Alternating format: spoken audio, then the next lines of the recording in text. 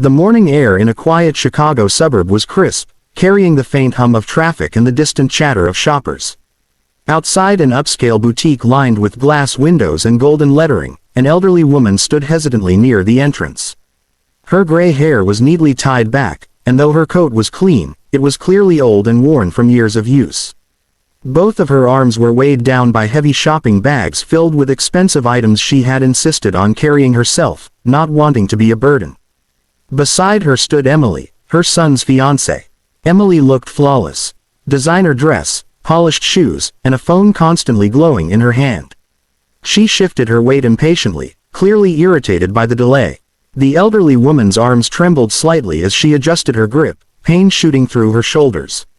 "My arms are tired," the woman said softly, her voice barely rising above the city noise. "Could we sit for a moment?" Emily frowned and glanced around, noticing people passing by and the reflection of the elderly woman in the boutique's glass. She sighed, lowering her voice. "We don't have time for this," she replied sharply. "People are staring. Just hold on a little longer." The woman nodded quietly, though her hands shook more. She didn't argue. Years of sacrifice had taught her patience. She had raised her son alone after his father passed away, working long hours and denying herself comfort so he could have opportunities she never did. Asking for help never came easily to her. As Emily walked ahead, the elderly woman struggled to follow, each step slower than the last. A shopping bag slipped slightly, and she quickly tightened her grip, afraid it might fall. A few people noticed, some whispering, others shaking their heads, but no one stepped forward. What Emily didn't realize was that inside the boutique, discreet security cameras captured everything: the tired posture, the trembling hands, and the quiet plea brushed aside. Those cameras were connected to a private monitoring system, one accessible only to the store's owner.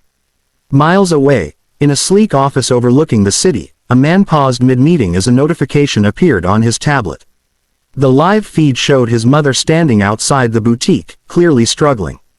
His jaw tightened as he watched Emily's dismissive gesture and heard his mother's exhausted words through the audio feed. "That's enough," the man said coldly, standing up. He was known across the city as a disciplined, composed millionaire, someone who valued respect more than appearances. Without another word, he grabbed his coat and walked out, leaving his stunned executives behind. Down below, traffic parted as a black luxury sedan accelerated through the streets. Inside, the man's mind raced, not with anger alone, but disappointment. He had trusted Emily, believed she understood the values that built his success. Watching his mother be treated like an inconvenience shattered that belief. Back at the boutique, the elderly woman finally shifted the bags to the ground for just a second, trying to relieve the strain. Emily turned sharply. "Please don't do that here," she whispered harshly. Before the woman could respond, the distant sound of tires screeching grew closer. A black sedan pulled up abruptly, stopping just a few feet away. Heads turned. The car door opened, and a well-dressed man stepped out, his expression firm and unreadable as his eyes locked onto the scene unfolding before him. The moment the well-dressed man stepped out of the black sedan, the air around the boutique seemed to change. Conversations quieted, footsteps slowed, and curious eyes turned toward him. He walked with purpose, his polished shoes striking the pavement in steady rhythm. Emily's face lit up with surprise and relief, assuming he had come to rescue the situation from embarrassment. The elderly woman, however, looked confused, her tired eyes narrowing as she tried to recognize the man approaching her. Without a word, he reached for the heavy shopping bags. "Please," he said gently, "let me take those." The elderly woman hesitated for a heartbeat, then released them with a small sigh of relief. Her shoulders relaxed as if a weight far heavier than the bags had finally been lifted. Emily laughed nervously. "Oh, thank goodness you're here," she said. "She just refuses to listen sometimes." The man turned slowly to face her. His expression remained calm, but there was a quiet intensity behind his eyes. "Is that so?" he asked. He then looked back at the elderly woman and spoke softly, with respect and warmth. "Mom, are you okay?" The word hit Emily like a sudden chill. Her smile froze. The murmurs from the small crowd grew louder. Some people exchanged knowing glances, others leaned closer, sensing something important was unfolding. "I'm fine," the elderly woman replied, forcing a smile. I didn't want to cause trouble. The man shook his head gently. You are never trouble, he said. He guided her toward a nearby bench and helped her sit, handing her a bottle of water from the car. His movements were careful, practiced, full of concern. Emily stood rooted to the spot, her face draining of color.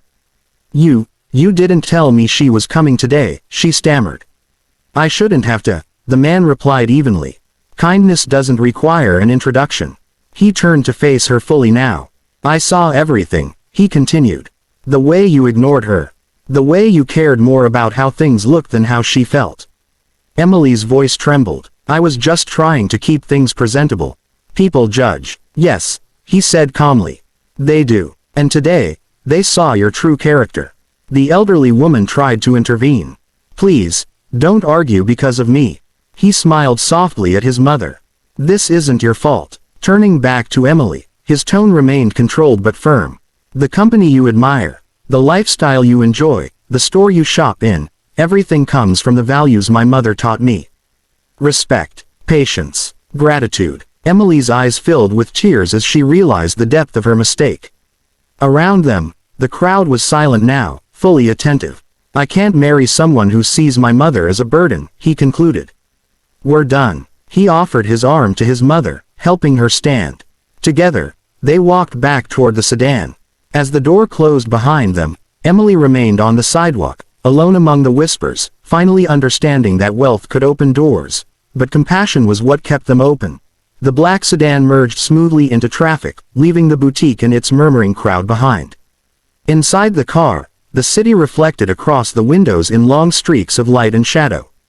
The elderly woman sat quietly, hands folded in her lap, still processing what had happened.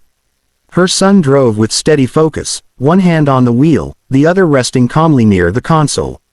After a few moments, he spoke gently. I'm sorry you had to go through that, Mom. She turned toward him, her eyes soft but thoughtful. I didn't want to cause problems, she said. I know times are different now. People care so much about appearances. He shook his head. Appearances don't build families. Character does. They stopped at a small park overlooking the river, far from luxury stores and judgmental glances. He helped her out of the car and walked beside her slowly, matching her pace.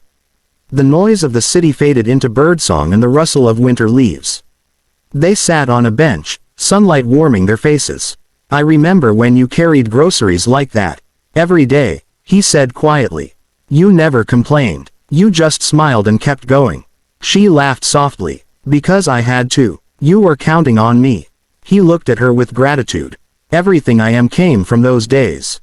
Across town, news of the incident spread quickly. Employees at the boutique whispered about what they had seen. By evening, the story had reached the company's leadership team. No dramatic announcements were made, no public humiliation followed, only quiet decisions. Emily received a polite but firm message requesting the return of company access cards and privileges. There was no anger in it, just finality. Meanwhile, mother and son shared a simple lunch at a small cafe near the park. No designer menus, no cameras, just warm soup and fresh bread. The elderly woman looked relaxed, lighter than she had all morning. You didn't have to end everything so suddenly, she said gently. He smiled. I didn't end it today. I just finally saw it clearly. Later that week, he made a decision that surprised many. He launched a foundation in his mother's name, focused on supporting elderly people who lived alone and were often overlooked. The first center opened quietly, offering rest spaces, free meals, and companionship. When asked why he chose that cause, his answer was simple, because no one should feel invisible. The elderly woman attended the opening, sitting proudly in the front row. She didn't wear anything fancy, just a neat dress and a warm smile. When her son spoke, he didn't mention wealth or success. He spoke about patience, humility, and the quiet strength of those who give without expecting anything back. As applause filled the room, she reached for his hand. I'm proud of you, she said. He squeezed her hand gently. I learned from the best.